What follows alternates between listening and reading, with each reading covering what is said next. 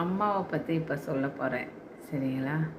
ஒரு சின்ன குழந்த வயிற்றுக்குள்ளே இருக்குன்ன உடனே, ஐயோ நம்ம வயிற்றுக்குள்ளே இன்னொரு உயிர் வளருதா அப்படின்னு சொல்லிட்டு வரும் பாருங்க மனசில்.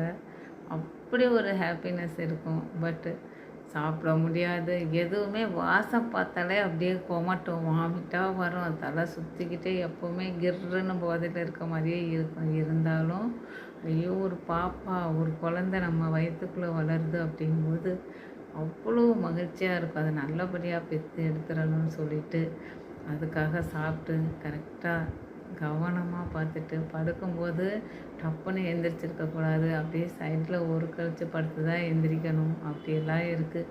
நம்ம உயிர் போயிட்டால் கூட பரவாயில்ல, பிரசவத்தில் குழந்த நல்லபடியாக பிறக்கணும் அப்படிங்கிறது தான் ஒவ்வொரு தாயோட எண்ணமாகவும் இருக்கும். அந்த மாதிரி 9.5 மாதம் நல்லா வளர்த்து எடுத்து அது முடிஞ்ச அளவுக்கு நார்மல் டெலிவரி இல்லைன்னா சிசேரியன்.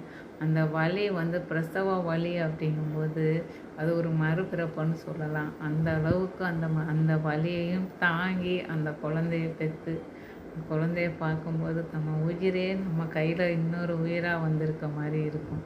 அதுக்கு பால் ஊட்டி அதை வளர்த்து அந்த 3 மாதத்துக்கு அந்த குழந்தைய இப்படி திருப்ப முடியாது, அப்படி திருப்ப முடியாது.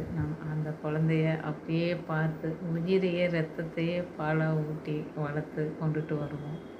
அதுக்கப்புறம் வீட்டில் இருக்கவங்க எல்லோரும் மற்றவங்களும் எல்லாம் சேர்ந்து அந்த குழந்தைய வளர்ப்போம். ஒவ்வொரு மாதம் ஒவ்வொரு நாளும் அதோடைய முகத்தையும் அதோட சிரிப்பு அது பேச்சு எல்லாத்தையுமே பார்த்து பார்த்து வளர்த்து கொண்டுட்டு வருவோம். அப்படி ஒவ்வொரு குழந்தையும் நம்ம வளர்த்து கொண்டுட்டு வருவோம் இல்லையா?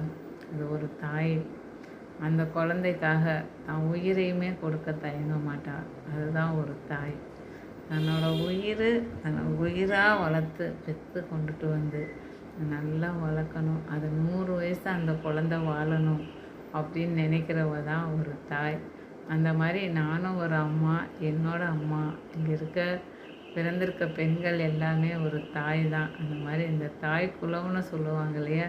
அந்த தாய் எல்லாருமே நல்லா வாழணும், பிள்ளைங்களை நல்லா வாழ வைக்கணும் அப்படின்னு சொல்லிட்டு தாயை பற்றி சொல்கிறேன். தாய்னா அன்பு, கருணை, கண்டிப்பு, நல்ல வளர்ப்பு, அருமையானவள் தாய். நன்றி.